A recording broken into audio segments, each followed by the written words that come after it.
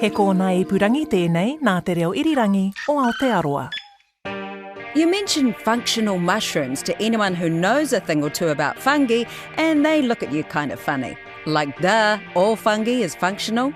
But in this case, we're talking about mushroom supplements and powders. So I love functional mushrooms. So I want to talk about mushrooms and why I, as a naturopathic doctor, believe they should be the next multivitamin. I love cordyceps for workouts, for pre-workout. It's like it gives you an extra gear. Lion's mane mushroom powder. I feel more energetic. I can concentrate better through the day. I'm sleeping better at night. And this one, reishi in particular, it helps manage your stress, your anxiety, helps you relax. It helps you with your sleep. It's great for your heart health. It's great for your blood sugar level. Kia ora, ko Stacey Morrison aho. In this episode of Healthy or Hoax, we're putting functional fungi, or mushroom supplements, under the microscope. To do this, my producer Liz Garton joined a group of fungi enthusiasts on a foray at Maunga Tautari Sanctuary Mountain near Cambridge. And so you can see this, all these threads at the base there, which is the mycelium. She's being taken around by Bevan Weir, research leader in mycology and bacteriology at Manaaki Whenua, Land Care Research. So this is the first one that we've seen so far that is a known edible.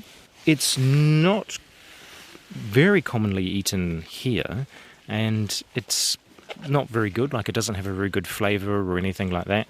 But definitely edible. Usually you take it and you dry it, and they store really well dried. And you'd cut it into strips and then put it into like a soup or a stir fry and something like that. And a soup, it just adds a bit of kind of rubbery texture, which some people like. Yeah, you haven't sold it to me either. Put it in and it gives you a rubbery texture. Yeah, it just gives a little bit of a bite. Just a little bit of chewiness to an otherwise. Do you actually like to eat mushrooms? Yeah. Fungi? You do? Yeah, Okay. yeah. And so my most common thing I do is just get some chlorotis, which is a big kind of white one that you'll see sliced up and dried, and you can just mix that into just like noodles or something like that, and it just adds, good protein. There's shiitake, have like that slightly different flavour, but that kind of strong. The lion's mane, which we don't really have here, but our New Zealand species that's similar, that has kind of very light sort of seafood, lobster sort of flavour. Back at the foray's home base, all the finds of the day are laid out on a table, including a New Zealand version of lion's mane. Hericium novasa.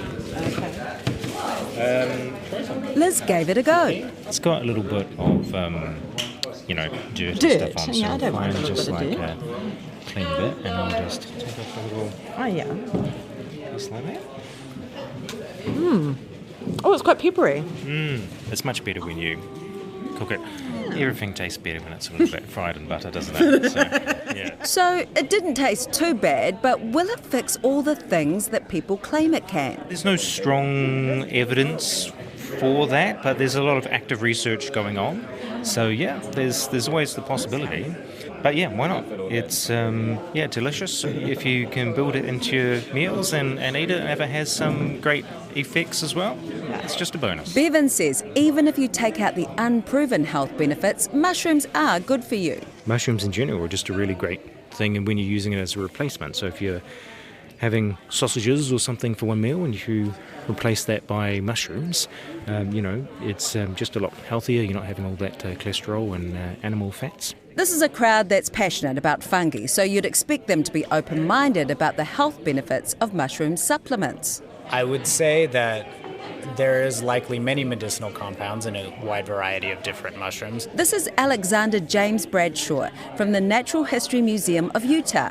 He was in Aotearoa doing postdoctoral research, so popped along for the foray. So the one that many people specifically talk about at Hericium is a chemical compound called hericenones, and there's also erinacines, and that's a compound that's recently starting to come out in the literature as possibly being a neurotropic, actually having the ability to make healthier brain connections.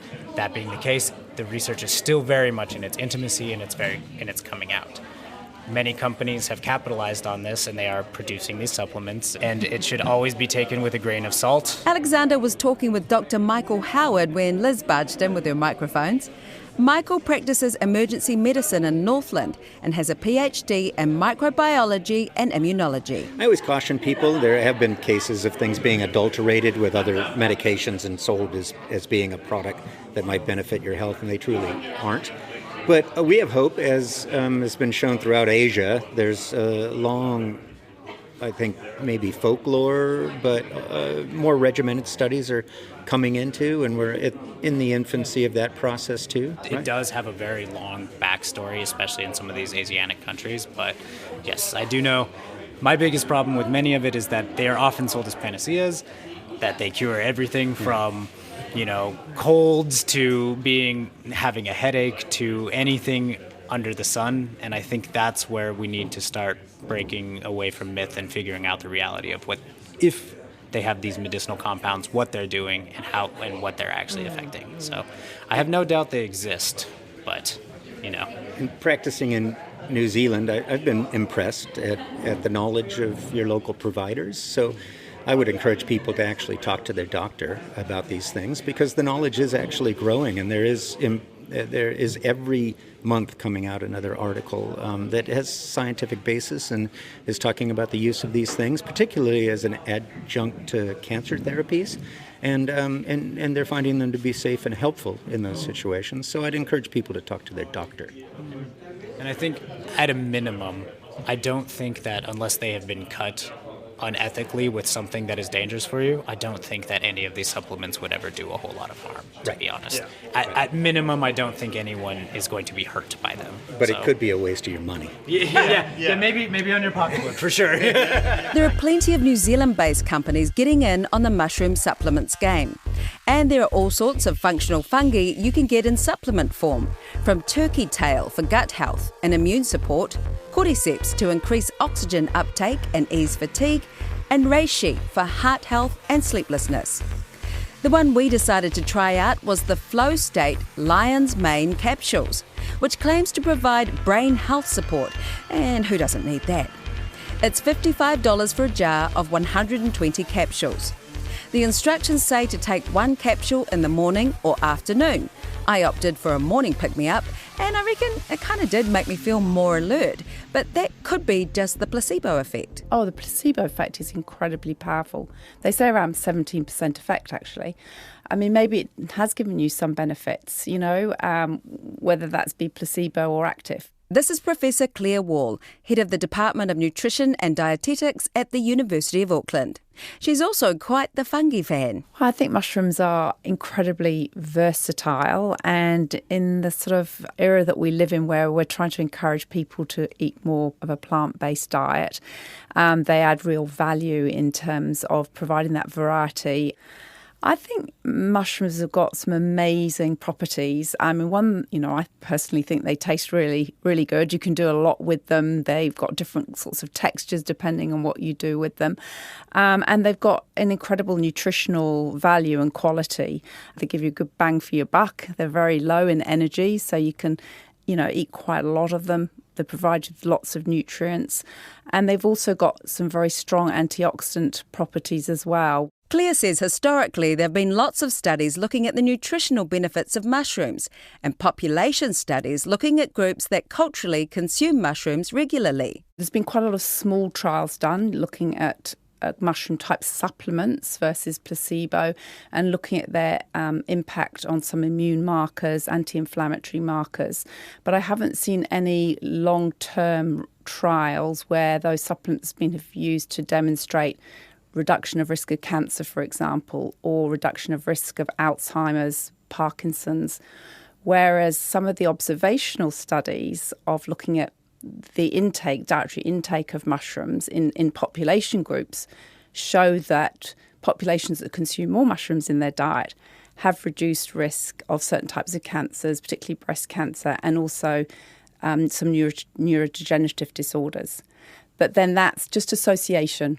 We can't say, yes, if you eat mushrooms, you are definitely going to reduce your risk of getting cancer, or you're definitely going to reduce your risk of getting Alzheimer's, because those studies can't give us causality. Is it just their raw form that they can offer the antioxidant and, pretty good nutrients, or does it change if they're cooked? That's a really good question. So The literature that I've read around cooking and food preparation is that obviously the antioxidant levels are higher in the raw form, but you can retain them depending on the way that you cook the mushrooms. And apparently grilling is the most effective way of retaining them. So not creamy mushrooms with butter and salt so much. Maybe not.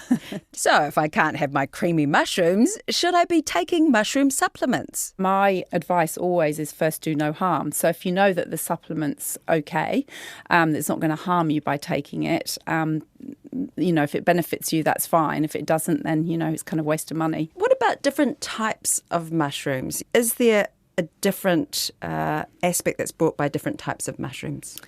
I think overall there are different concentrations of some of those antioxidants dependent on the mushrooms, but also not only on the type of mushroom, but apparently, how they're grown and the time of picking, harvesting. So there's quite a lot of other factors that affect the composition of them.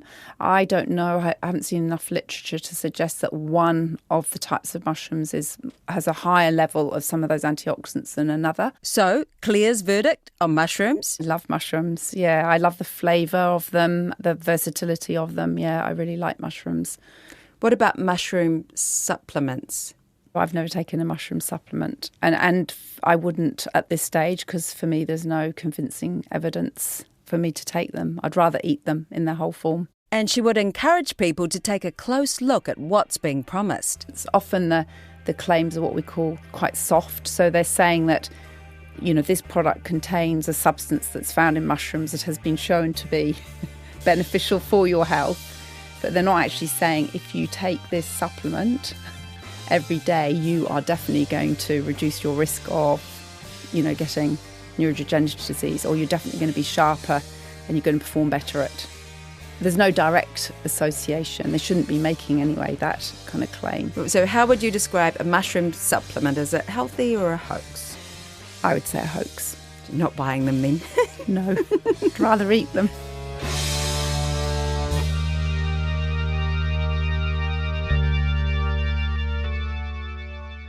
Thanks so much for listening to this episode of Healthy or Hoax, hosted by me, Stacey Morrison. A big thank you to our guests for sharing their time and expertise with us. This episode was produced by Liz Garton, and Jeremy Veal was the audio engineer. Tim Watkin is executive producer of RNZ Podcasts. Healthy or Hoax is available on Apple Podcasts, Spotify and iTunes, or wherever you find your podcasts. Hit that follow button so you don't miss an episode. Mō ora kia koutou, wishing you the best of health.